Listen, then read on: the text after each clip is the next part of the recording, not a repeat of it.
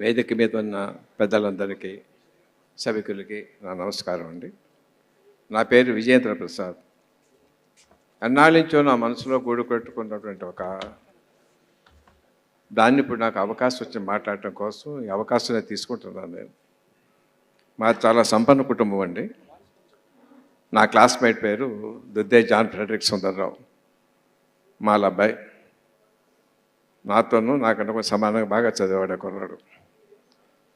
ఇద్దరు SSC pass అయిన తర్వాత లైలా కాలేజీలో చేరాము. మా నాన్నగారు అబ్బాయికి ఆర్థిక సహాయం చేశారు. ఆ రూమ్ బయటగా పెట్టారు. అంటే మా నాన్నగారికి పరమేశ్వరం లేదు. నాకు తెలిసి ఎప్పుడు నేను తప్పు చేయలేదు. కానీ నా తాతలు ముత్తాతలు వాళ్ళు నోటితో చెప్పలేనటువంటి భయంకరమైన ఘోరాలు చేశారు పరమవిచ్చతతో. నోటితో కూడా అది తలుచుకున్నప్పుడు నా మనసు సిగ్గుతోటి అవమానంతో కుంగిపోతూ ఉంటుంది. ఇన్ని తప్పులు చేశారా, ఆ వంశంలో పుట్టారా? But I own it. అయ్యే జీన్స్ నాకు ఉన్నాయి. వాళ్ళ ఆస్తులు నేను అనుభవిస్తున్నాను. ఆ పాపంలో కూడా నేను భాగస్వామిని. సో దాని గురించి మీ అందరి ముందు తల వంచి వినయంగా నమస్కరిస్తున్నాను. క్షమించండి, క్షమించండి, క్షమించండి, క్షమించండి, క్షమించండి, క్షమించండి. Thank you. గద్దర్ గారి గురించి ఏం మాట్లాడాలి? పాట పాడాలి వారి గురించి. ఇందాక ఒక అబ్బాయి చాలా అద్భుతంగా పాడారు మీ ముందు. ఆకన్నా ఒకసారి ఆయనతో ఇప్పుడు సినిమా వేషం వేయించాలి నాకు. అది పొడుస్తున్న పొద్దు మీద నడుస్తున్న కాలమా, పోరు తెలంగాణమా, పౌరు తెలంగాణమా, కోట్లాది ప్రాణమా, పౌరు తెలంగాణమా, కోట్లాది ప్రాణమా. క్షమించండి. నమస్కారం. నా ఆఫీసులో ఒకే ఒక ఫోటో ఉందండి. అది అంబేద్కర్ గారిది.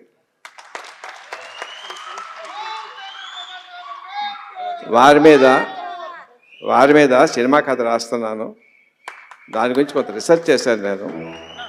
రమాబాయి గారి గురించి ఒక ఐతిహ్యం, ఒక ఫోక్లోర్ అంటారు కదండి, జరిగేదో తెలీదు చెప్పారు. అప్పుడు ఆవిడ వయసు 9 ఏళ్ళు, పెళ్ళప్పుడు ఆయనకి 14 ఏళ్ళు అంబేద్కర్ గారికి. సో పెళ్ళైతే అగ్నిహోత్రం చుట్టూ తిప్పుతారు కదా 3 రౌండ్లు.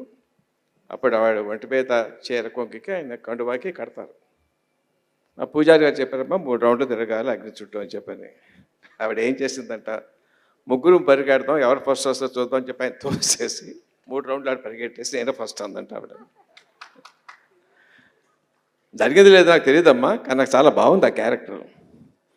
ఆవిడ జీవితంలో చదువు కోసం ఎప్పుడు చదువు ఎక్కేది కాదు ఆవిడకి, అది కూడా నాకు నచ్చింది. ఆయన ఇంట్లో జ్యోతిబా ఫోలే ఫోటో, సావిత్రిబాబు ఫోటో ఎదురు ఉన్నాయి. ఆయన చాలా కోపంగా ఉంది. ఆయన తన భార్యకు విద్య నేర్పుకుంటే నేను నేర్పుకోలేకపోతున్నాను అని చెప్పాను. అందులో ఒక ఇన్సిడెంట్. పొద్దున్నే బయట నుంచి వచ్చి మరాఠీ పుస్తకం చదవటం వచ్చిందా? చదవలేదండి. తలనొప్పి వచ్చిందండి. టీ తాగపోయావా? టీ పొడి లేదండి. కొనుక్కోపోయావా? డబ్బులు లేవండి. అరువిస్తాడు కదా తీసుకుపోయావా? సంతకం పెట్టమన్నాడండి. సంతకం రాదు కదండి. చదువు ఎగ్గొట్టడానికి వీడి కథ అనమాట అది. That's how that sweetness I wanted. ఆవిడ చనిపోయేటప్పుడు హాస్పిటల్ తీసుకెళ్తే మరణోపక్షతోటి ట్రీట్మెంట్ చేయడానికి అవకాశం కూడా అటు ఇటు పరిగెత్తించారు అంబేద్కర్ గారిని. అలసిపోయారు ఆయన. గ్లాస్ మంచినీళ్ళు తాగండి అంది. తాగారు. నాకు దాహం వేస్తుంది, గ్లాస్ ఇవ్వండి అంది. ఇవ్వకపోతే ఈ నీళ్ళు కాదు, మా ఊళ్ళో పెద్దలు ఆ చెరువు నీళ్ళు కావాలంటే అక్కడికి వెళ్ళాడు ఆయన. దళితులు తాగే చెరువు నీళ్ళు 1 ఎకరం, మురికిలు పెట్టి బైకులు పెట్టి ఉన్న నీళ్లు, దూరంగా 7 ఎకరాల చెరువు ఉంది, స్పష్టంగా స్వచ్ఛంగా ఉన్న నీళ్లు. అక్కడికి వెళ్ళి ముంచుకోకపోతే తెలిసివాడు పరిగెత్తుకొచ్చాడు, బావగారు ఎప్పుడు వచ్చారు అంటాను.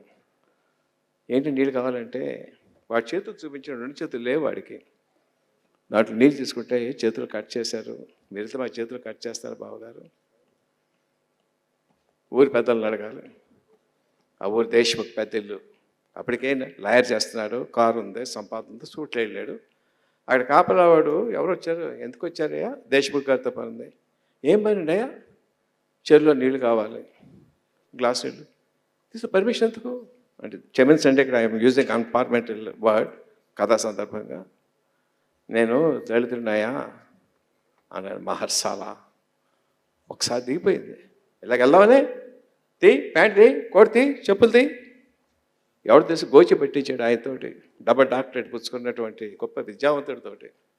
భార్యకి ఇచ్చిన మాట కోసం వెళ్తే వాడు అందరూ నీళ్ళలో ఉన్నారు, ఆయన ఎండే రాతి మీద ఉన్నారు ఆయన. క్యా సాలా క్యా చాయ్ హై తుమ్కో, ఆ చెరువులో గ్లాస్ నీళ్ళు కావాలి. నైదైతే మహర్సాలకు నైదైతే సార్ క్షమించండి, అన్పార్లమెంటరీ లాంగ్వేజ్ కథపరంగా మాట్లాడు తప్ప నా ఉద్దేశం అది కాదమ్మా. నైదైతే కానీ ఒకే ఒక్కసారి మేము అంటారు అందరం పట్టించుకోం. ఎప్పుడో తెలుసా, మీ ఆడవాళ్ళు మా పక్కలో పడుకున్నప్పుడు స్నానం చేస్తాం, పోయింది అనుకుంటాం. ఇక్కడ ఇంతమంది ఉన్నాం, మాలో ఎవరిలో నీ పనులు కానీ మీ ఆడ పనులు కానీ కనిపిస్తున్నాయి చెప్పు, తీసుకెళ్ళచ్చు. భరిస్తున్నాడు ఆయన భార్యకి ఇచ్చిన మాట కోసం. దగ్గర నడిచొస్తాడు, చెమట పడుతుంది ఆయనకి, ఎండలో ఉన్నాడు, కింద గొచ్చు కాలుతుంది.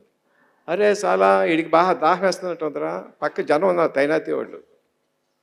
ఉప్పు నీళ్ళైనా పట్టించుకోం కదా, తాగాలి కదా పంట పెట్టి. అవును సార్ సముద్రం నీళ్ళు కూడా తాగాలి కదా. అవును సార్, మరి సముద్రం లేదు కానీ అలాంటి నీళ్ళు ఉన్నాయని చెప్పి పంచి గ్లాస్ పెట్టి వచ్చిపోసాడు, మొహం మీద పోసాడు. పిలో భరించాడు. 2 రోజుల భార్య మనుషులు తాగలేదు, దీన్ని పట్టుకొస్తాడని చెప్పాను. వాడు చేతితో దిగాడు ఆయన. అర్థమైంది, రమా నన్ను చూస్తే కోపం వస్తుందా, బాధ వస్తుందా? లేదండి, మీలో పట్టుదల కనిపిస్తుంది. ఏదో రోజు మీరంటే ఒక దేశానికి తెలుస్తుంది, నాకు తెలుస్తుంది. నేను చనిపోయిన తర్వాత నన్ను తగలబెట్టద్దండి, పూడ్చిపెట్టండి, ఓ మొక్క మాటండి, ఏదో ఆ చెరువులో నీళ్ళు తీసుకొచ్చి అక్కడ పోయండి. అప్పుడు స్టార్ట్ అయింది దాని పోరాటం నీళ్ళ కోసం. అప్పుడు అర్థమైంది దానికి, రాజకీయంగా ఎదగకపోతే ఏమీ చేయలేమని. ఎంత చదువున్నా ఏమీ చేయలేదు, పొలిటికల్ పవర్ కావాలా, జర్నీ స్టార్ట్ అయింది. ఆ రకంగా ఆయన తాలూకు జర్నీ కావిడ ఒక ఇన్స్ట్రుమెంట్ అయింది. Thank you. చరిత్ర సృష్టించినోడు ఇప్పుడు ఆ చరిత్రని తిరగరాయబోతున్నాడు. అబద్ధాల గోడల్ని బద్దలు కొట్టి నిజాలను రాగా మీ ముందుంచబోతున్నాడు.